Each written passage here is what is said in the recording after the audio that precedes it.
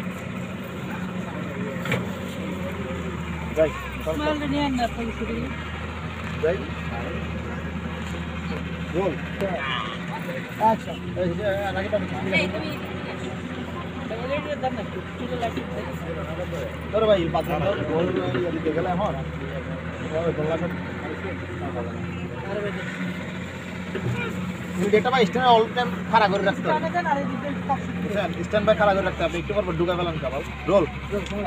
আচ্ছা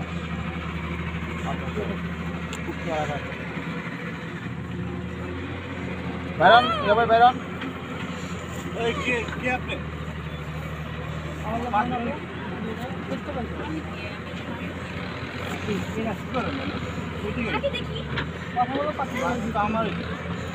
আমি তো বলি নাই আমার